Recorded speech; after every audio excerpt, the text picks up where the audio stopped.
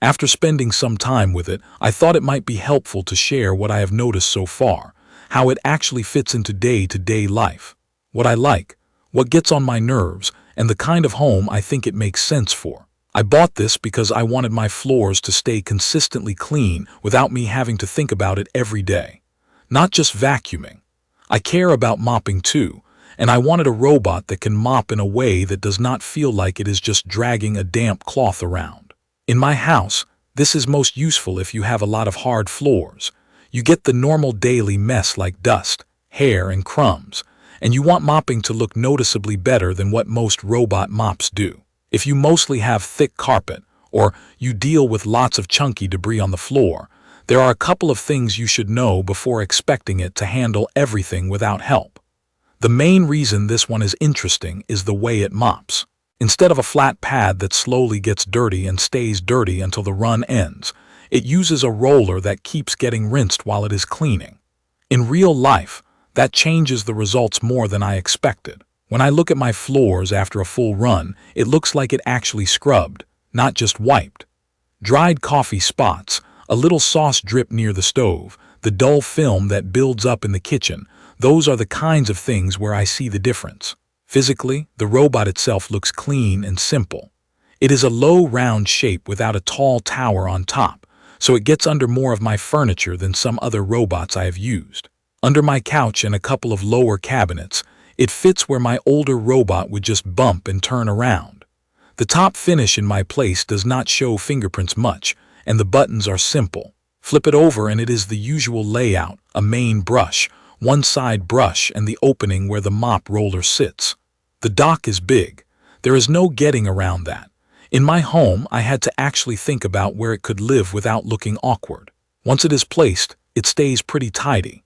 The clean water and dirty water tanks are easy to grab, and the dust bag is behind a front panel, so you are not staring at it.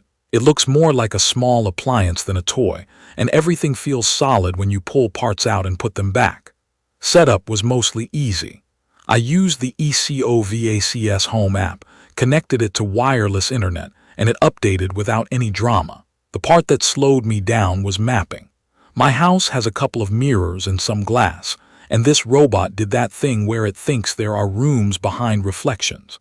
It drew space that did not exist, and it also mashed together areas that should have been separate. You can fix it in the app, but I will be honest, the room editing tools are a little touchy.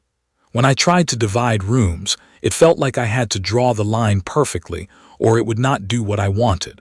I ended up covering a mirror with paper and remapping, which is not something I enjoy doing, but it did help. Once the map is stable, daily use is straightforward. I mostly run it on a schedule, and I have a couple of saved routines for the kitchen and the entryway. The app is easy to understand, and the settings are where I expect them to be. Switching between vacuuming only and vacuuming plus mopping is quick. Sending it to clean a single room is quick. I do not feel like I am fighting the app. I felt like I was fighting the mapping step. Let me talk about how it cleans in my real mess, because that is what matters. On hard floors, the vacuuming is strong enough that I do not see it pushing crumbs around most of the time. In my kitchen, I tested it with a normal day of cooking mess, little bits of rice, some crumbs, some dust near the baseboards. It picked up most of it on one pass, and the second pass on the edges made it look finished. On rugs, it pulls out the fine stuff I usually only see when I empty a handheld vacuum. Pet hair comes up better than I expected on my medium pile rug. Where it struggled for me was medium to larger debris. After a windy day, I tracked in tiny mulch pieces and little leaf bits. It picked up some of it, then I got a clog once, and that is when I saw the weakness. The robot kept going, and on the way back to the dock, it dropped little pieces like breadcrumbs behind it. That is the kind of situation where I would rather just do a quick pre-pickup before I run the robot, because a clog turns into a mess trail. Hair is mostly handled well, but not perfectly. I have long hair in my home, and after a few runs, I still had to cut some hair off the brush. It was less wrapping than what I get with a basic roller, but it is not zero maintenance.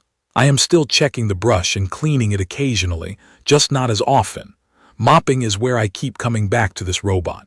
The roller staying cleaner during the run is not a small thing.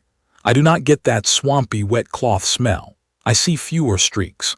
The floor dries faster because it does not leave as much water behind. In the kitchen, it handled dried coffee rings and a light sticky spill better than my previous robot that used a pad. It still cannot do miracles on old stuck-on gunk, but it is closer to what I get when I quickly mop by hand. Edge cleaning is also better than I expected for a round robot. It gets close to the baseboards, and I can see that it actually pulls grime from the edge instead of leaving a dusty line. It still cannot reach into certain tight spots like under shallow toe kicks the way a human can. Under my refrigerator lip, I still do a quick manual wipe sometimes. Navigation is the part that feels inconsistent. Some days it looks careful and smooth, moving around shoes and chair legs without touching much. Other days it bumps things it avoided the day before, or it does this little pause and jolt rhythm like it is unsure. I also had one day where it just skipped a room for no clear reason, then the next day it cleaned that same room normally. Thresholds in my house are another point of friction. Even low transitions can make it hesitate. It usually makes it over, but I have had moments where it tried, backed up, tried again, and during one of those attempts it dragged a little debris along with it. If you have taller thresholds or uneven transitions, I think you should expect occasional rescues. Battery life depends a lot on how you run it. When I use stronger suction on mixed floors, it does not always finish my whole place in one shot. It will go back charge, then continue, which is fine, but it means a whole house clean can take longer than you might expect.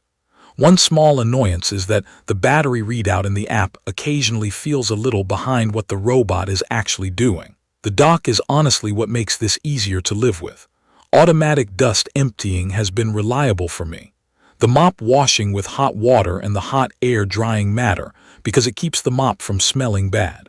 In my routine, I mostly just top off clean water, empty dirty water, and replace the dust bag when it is full.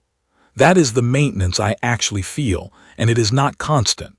I tried the built-in voice assistant. It worked for basic commands, but I mostly use the app because it is faster for me. The app layout is clear, and I like that I can control robot settings and dock settings without digging around too much. After living with it, my overall take is pretty simple. The cleaning results, especially mopping, are strong in normal daily life. The dock removes a lot of the annoying chores that make robot mops feel like more work than they should be. The low profile helps it reach under furniture that other robots miss. The trade-offs are mapping quirks in tricky spaces with mirrors and glass, navigation that can be inconsistent, and the fact that big debris can still cause a clog and a mess trail. If your home is mostly hard floors, you want better-looking mopping, and you can accept spending a little time getting the map right, it fits well. If you need flawless obstacle avoidance, or your floors often have larger debris, you are probably going to have moments where it tests your patience. If you have any questions about how it handled a specific floor type or a specific mess, leave a comment and I will tell you what I saw in my own use. If this video was helpful, subscribe to the channel and leave a comment. Thank you for watching.